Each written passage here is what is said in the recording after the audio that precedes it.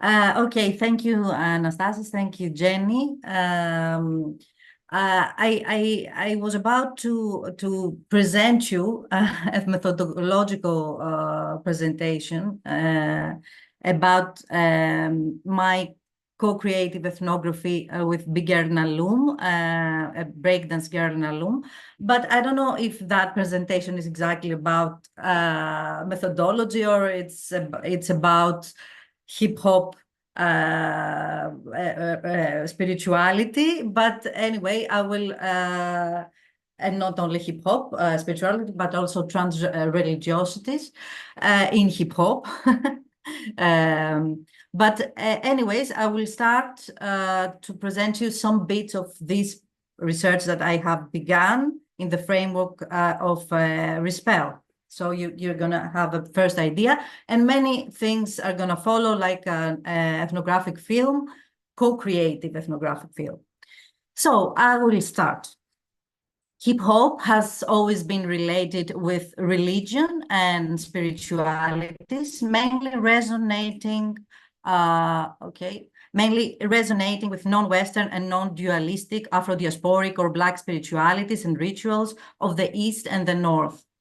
Not to mention spiritual hip-hop or spiritual rap that combine elements of traditional hip-hop with spiritual and religious themes. Nowadays, contemporary hip-hop and hip-hop practitioners appropriate alternative spiritualities and vernacular religions, scientific atheism, neo-paganism, and New Age environmentalism.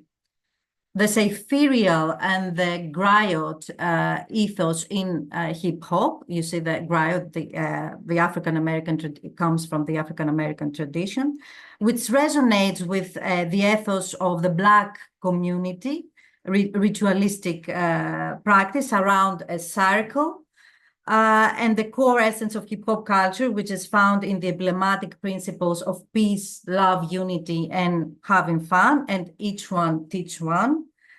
Echo a spirituality from below and from the margins.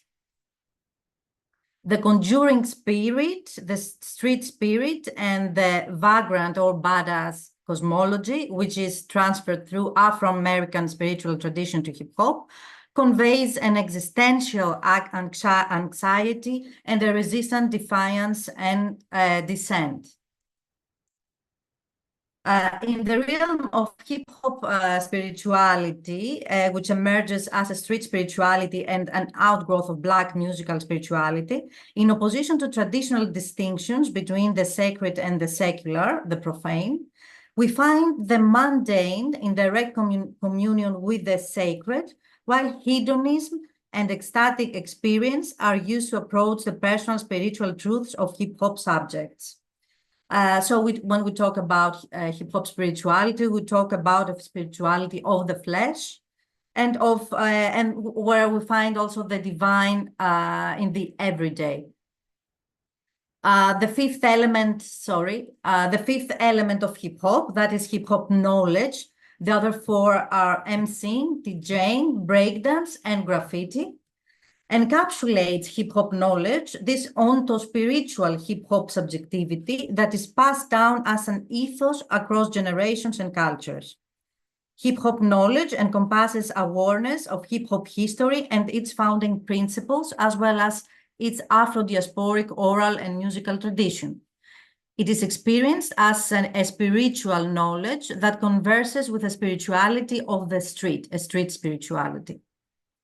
Female hip-hoppers are often connected with these spiritual cosmologies, from Queen Latifah, that you see here, who says that prayer and instinct keep her motivated, to hip-hop female activists who embrace principles of womanism to challenge Western culture and whiteness, the figure of the powerful and spiritual Black female hip-hopper is circulating transnationally through various media in many different eras and is building its history against the narratives who want the Black female body as subordinated and under the surveillance and gaze of the male rapper.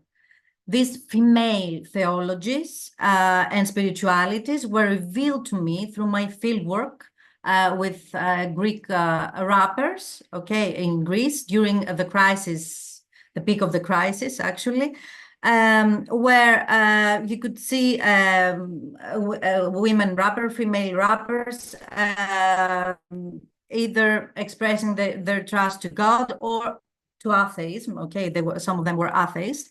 And these qualities, spiritual qualities, were mingled with an underground or resistant ethos, a street underground resistant ethos.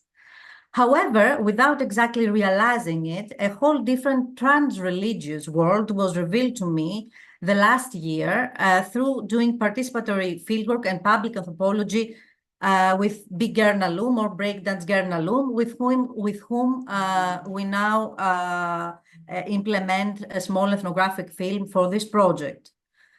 This is not Big Girl Nalum, though, but because she couldn't make it today, she will come to our conference and you will have the luxury to see her in the film we're preparing. This world that Big Girl Nalum revealed to me was a world full of mysteries and co-creation and a trans-religious world. I met Big Girl Nalum through various networks when she was only 19 years old and timidly taking her first steps in breakdancing. From the first moment, I singled her out for her constant feminist self-reflection, her self-observation, but also her questioning attitude. No doubt, my presence and femininity played a huge role in shaping her attitudes about gender. She often pointed out to me that she sees me as an older cousin, but mostly a number of other things that produced her as a political feminist subject, like the male-dominated world of b-boys, of breakdance boys, that was performing this world a sexism towards her many times. Our joint lectures and public anthropology seminars brought us even closer, and we realized together how many common feminist concerns we shared, but also how inspiring and nurturing our relationship was. I met her in a phase of my research where I had already formed a first gender outline of hip-hop in Greece and an indicative framework for placing the female presence. This context is constantly changing, especially under the influence of the Greek Me Too movement and the global flows of feminist rhetoric and action, which are fueled by the multiple forms of gender-based violence and femicides, of course, that are unfortunately very popular in Greece, and is by no means a static, uniform, and coherent palimpsest. However, having already made 2 documentaries about the scene of breakdance and street styles in Greece, my research on Nalum and other dancers was mainly focused on aspects of their femininities, as well as sexism in hip-hop and their subversive emancipations through dance. What I hadn't realized, however, was that Nalum had this strong was practicing trans-spiritual, trans-religious practices that she had revealed to me very slowly. Nalum connects breaking with hip-hop spirituality that transgresses this 5th element of hip-hop, that is hip-hop knowledge, which expresses the essential way of transmitting hip-hop values, meaning peace, love, unity, and having fun. Nalum adopts a Shaolin and ninja style. She also practices Kung Fu, and she incorporates these movements in her dance. Big Girl Nalum connects these ninja and Shaolin styles with many times with the Black Power cosmologies. She talks a lot about Black Power, and in both in the everyday online and offline, actually, she has a very strong presence in an online world. She talks to me about these vibrations, okay, these energy dimensions that are of key importance for her life and are connected to some new age practices such as crystal therapy, tarot cards, and meditation, but also worldviews about the vibes that people and situations emit and the causation of interrelated events due to the synchronicity of these vibrations. Even lately she has developed some conspiritual as well ideas about pop stars. Inta Rantakalio, in her PhD about underground rappers and spirituality in Finland, mentions how non-dual worldviews and spiritualities adopted by many Finnish rappers, drawing from Eastern philosophies, emphasize this interconnection of all things to advance both personal and general well-being. Bigger Nalum positively and affirmatively defines herself through these vibrational possibilities that arise, however, intersubjectively, meaning in relation to other people and the universe, digital or non-digital people.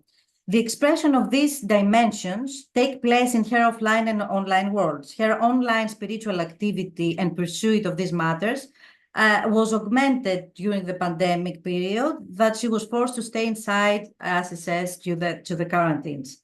She quotes famous pop stars that work as influencers on their existential expressions and spiritual beliefs, like Adele, for example, that connect to modern feminist thought, spiritual exaltation, anti-capitalism, and anti-war. And so she connects the spiritualities to all these political and feminist dimensions. Nalum also connects dance, hip-hop, and spirituality with three other elements. One is her gender identity, and specifically her femininity, which is always at the forefront of assertion against the patriarchal imposition and violence. The second is her well-being and health. And the third is her artistic action and the expression of childishness, which is very important for her, this childishness is very much hidden inside her. And resonate with her dancing practice. Regarding the first dimension, by participating in a male-dominated breakdance scene, she often projects her reaction and deliberately adopts certain femininities to break both the patriarchy of hip-hop and breaking and her own internalized masculinity.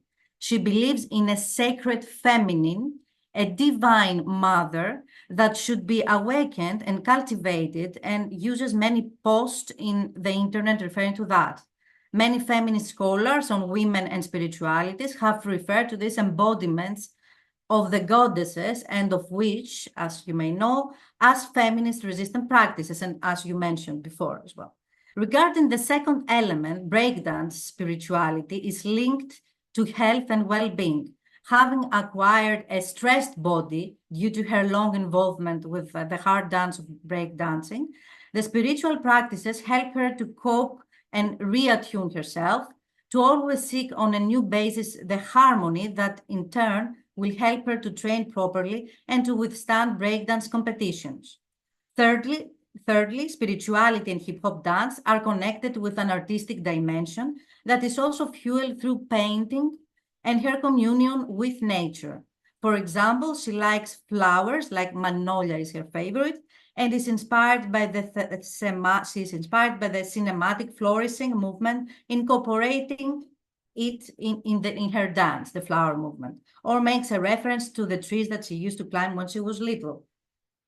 Her childlessness is expected through various elements and metonyms.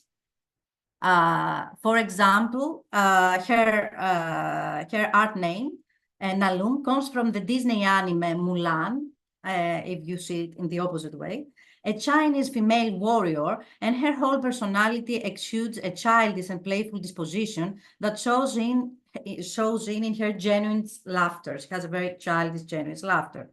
Her favorite adage, as she says, comes from Mulan song, performed by Christina Aguilera, that you also see here, when my reflection will show who I am really inside, who I am inside. This is the chorus.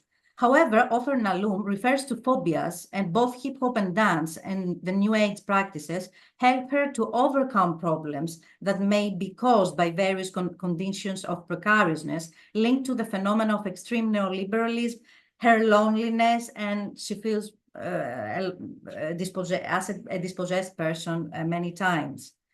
Many times when we discuss about the participatory research that we're doing, Nalum closes her eyes, put her hands in the praying yoga meditation position in order for us to create a positive energetic field. She does not believe in God, okay, but in these vibrations and energies of the universe that make things happen in an absolute synchronization and make her realizing that there is no coincidence. In that sense, the world is productive and additive and constantly developing through all these vibrational synergies. And that includes her online world a lot. She often sends me tellings and sayings from the internet, posts of pop stars, and we are co-designing this presentation at Panteion. She's thrilled with that as well. We intend to put her choreographic ideas in the ethnographic film that we're making. I'm not going to tell you more because there are many other things that we are implementing. I will close with a saying from Te Jing Lao Tse that Nalum has posted recently with a picture of herself climbing a tree, something that she used to do as a little child. A myriad of things appear and then disappear while the self observes their return to their source. I have seen them grow, I have seen them flourish, I have seen them return to their source. Peace is the return to the source. This is the destiny of man. The realization of this destiny leads to eternal stability. Experiencing this stability is called enlightenment. Not realizing this destiny leads to ignorance and obfuscation. And ignorance causes disharmony. Thank you.